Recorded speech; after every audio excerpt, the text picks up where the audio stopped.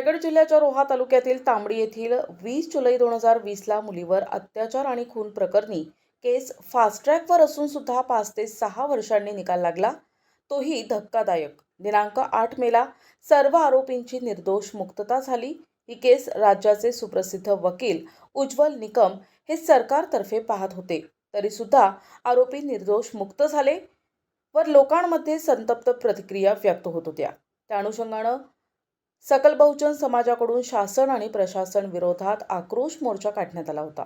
याविषयी दिनांक 15 मेला भारतीय पेट्रोलियम आणि गॅस नियामक मंडळ अध्यक्ष खासदार सुनील तटकरे यांनी पत्रकार परिषद घेतली होती। पाहुयात काय म्हणतायत खासदार तटकरे।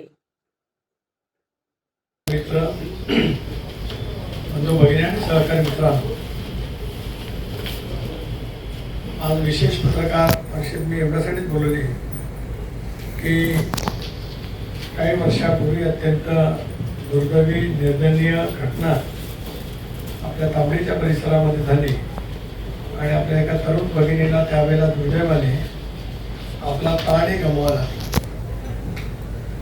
त्यावेळेला सरकारच्या पोलीस दलाच्या सर्व यंत्रणा आपण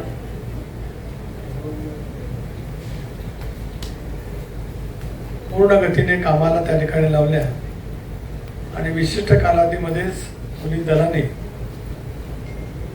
त्यावेळी काही आरोपींना अटक केली।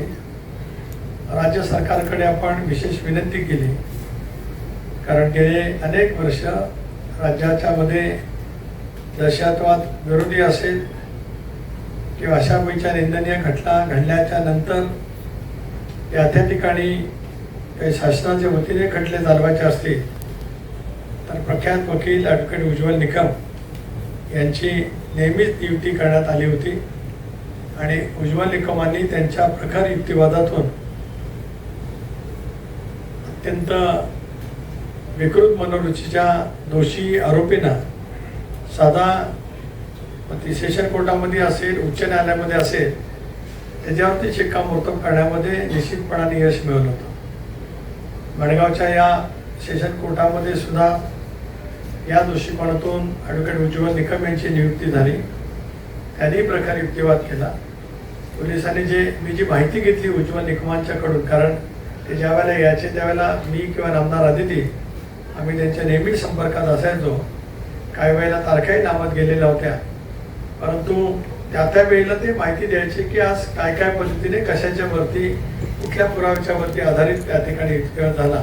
प्रतिनिधी नरेश कुशवाहा, NTV न्यूज मराठी, रोहा, रायगड।